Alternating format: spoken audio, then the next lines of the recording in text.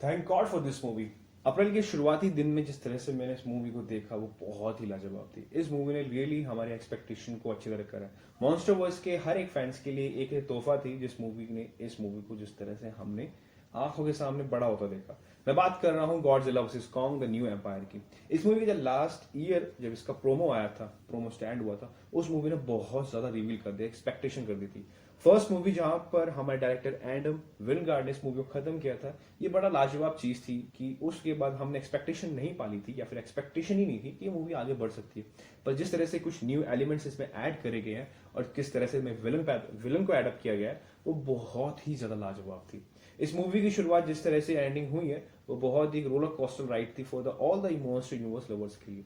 सो काफी लंबा ना खींचते हुए ना देर करते हुए, hey guys listening my podcast on Kong versus Godzilla on the new empire. इस मूवी ने अपने आप के टाइट बजट में होते हुए भी अपने जिस तरह से उसने प्रॉफिट गेन किया है, नेट वर्ल्ड वाइड में किया है, ये मूवी का एक पर्सपेक्टिव दिखाती है कि किस तरह से इस मूवी ने अभी भी जहां डाउनफॉल कह सकते हैं या फिर कुछ ऐसी मूवी चल नहीं रही है, तो बहुत एज ए एंटरटेनमेंट के तौर पे बहुत बखूबी किया। जहां पर 198 करोड़ बिलियंस के आसपास इसने अभी ग्रोस वर्ल्ड वाइड अपना गेन किया है, वहीं पर इसकी 13.8 बजट बनी मूवी के तौर पे। जहां पर ऑल अदर मॉन्स्टर वर्स की मूवी में जहां पर 16 करोड़ गॉडजिला के लगे, 18 करोड़ के आसपास जो कॉन्ग बनी थी उनसे कम होते हुए फिर भी काफी अच्छा प्रॉफिट गेन किया। खैर, मूवी की शुरुआत में हमें कॉन्ग दिखाया जाता है जो कि अपनी हॉलो अर्थ में अपने आप को टेरिटरी के तौर पे बहुत ही ज्यादा सही रख रहा है, अपने आप को नया चीज सिखा रहा है, अपने आप को जान रहा है। वहीं पर गॉडजिला पूरा का पूरा बैलेंस सरफेस पे बना के चल रहा है टाइटन वर्सेस इंसान के बीच में। इधर डॉक्टर हेंड्रू को होलो अर्थ से कुछ ऐसी अनआइडेंटिफाइड रेडिएशंस या फिर रीडिंग्स मिलती है जो कि काफी विचलित कर सकती है। पर इधर जिया को उस रीडिंग के बारे में कुछ हेलुसिनेशन आते हैं और उनको लगता है कि कोई ना कोई उनसे कांटेक्ट कर रहा है या फिर कुछ चीजें हो रही है। इधर इस अनआइडेंटिफाइड जो आपका सिग्नल्स आ रहे हैं उसने गॉडजिला को परेशान कर दिया, ताकि उस परेशानी से वो अपने आप को प्रिपेयर कर रहा है। वो जाके फ्रांस के एक मोनार्क में या फिर एक न्यूक्लियर रिएक्टर को अपनी एनर्जी सोख रहा है, जिससे वो अपने आप को प्रिपेयर कर रहा है। इधर मोनार्क डिसाइड करता है कि वो होलो अर्थ में जाएंगे और इस अनआइडेंटिफाइड सिग्नल के बारे में जानेंगे। इधर कॉन्ग को एक सिंक होल मिलता है उसके एरिया के आसपास, जहां पर वो जाता है, जहां पर वो अपने एप जैसे लोगों से मिलते हैं, जिसमें उसकी मदद करता है सुको एक बच्चा से दिखा रखा है टाइटन का, जहां पर वो उसकी हेल्प करते करते उस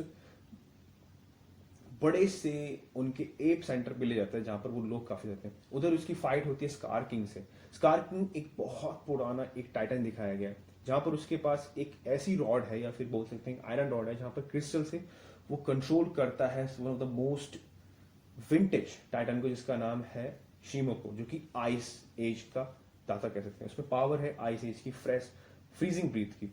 इस फाइट के बीच में कॉन्ग रियली में बहुत गहरा होता है, जहां पर सुको की मदद से वो अपने आप को बचाते हुए होलो अर्थ से निकलने की कोशिश करता है। इधर होलो अर्थ में एंट्री करने के बाद एंड्रयू, जिया और काफी टीम ये डिसाइड करती है कि उसको पीछा करते करते वो एक ऐसे सब टेरेनियन लोगों की एक टेम्पल में जाके पहुंचते हैं, जहां पर जिया को पता लगता है कि ये वही लोग हैं जो कि स्कल आइसलैंड में उनके साथ थे। ये एक प्रजाति के एक काफी सारे लोग हैं जो कि अब टेलीपैथी कम्युनिकेशन से अपने एक दूसरे कनेक्ट करते हैं। इधर इस टेम्पल में जहां पर हमें हिस्ट्री बताएगी कैसे गॉडजिला स्कार किंग की सारी टीम को एक, क्योंकि स्कार किंग का मानना था कि वो ऊपर जाके सरफेस पे उसको जीत सके और अपनी मुट्ठी में कर सके। उसको नशा था पावर का कि वो हर एक टाइटन को अपने कब्ज मतलब अपनी मुट्ठी में कर सके। इधर गॉडजिला की फाइट में जब उससे बहुत पहले एंशिएंट टाइम में हुई थी, तो उसको वो डार्क गहराई में होलो अर्थ में भेज देता है और वहीं पर उनको पैक कर देता है, मतलब बंद कर देता है। इधर इस बीच कॉन्ग को हेल्प चाहिए होती है, जहां पर मोनाक उसकी हेल्प करता है, उसको एक इम्प्लांट देता है या फिर एक आर्म पैदा करता है, उसके लेफ्ट हैंड में एक आर्म देता है जो कि बहुत ज्यादा पावरफुल होता है और उसको सपोर्ट करता है मदद में। इस बीच वो चाहता है कि गॉडजिला भी उसकी हेल्प, गॉडजिला की हेल्प में जाता है।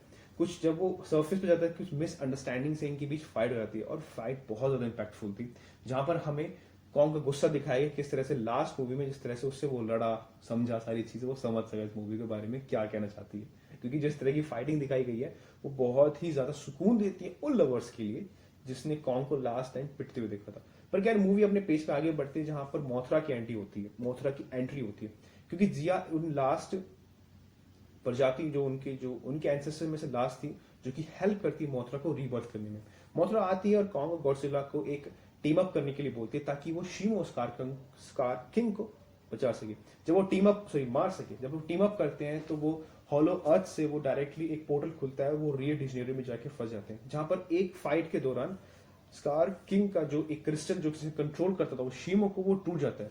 शीमो को होश आता है और वो स्कार किंग को फ्रीज कर देता है। इधर कॉन्ग इस एडवांटेज को उठाते हैं, उसको मार देता है, जहां पर गॉडजिला अपने आप को बिल्कुल ही फ्रेश पाता है और वो कोलोसल में जाके लेट जाता है। वहीं पर शीमो और कॉन्ग तो हॉलो अर्थ जाते हैं और वहां पर वो कॉन्ग एज अपने आप को King Kong as a produce कर देता है, या फिर कह सकते हैं कि किंग कॉन्ग बन जाता है। और वो एप पूरी डायनेस्टी का जो एप जो वहां बचे थे उनको एज अ फ्रीडम पैदा करता है। ये सारी मूवी इस पेस पे चलते चलते बहुत ही लगी। यहाँ पर फर्स्ट हाफ से लेकर सेकंड हाफ के बारे में बात करूंगा।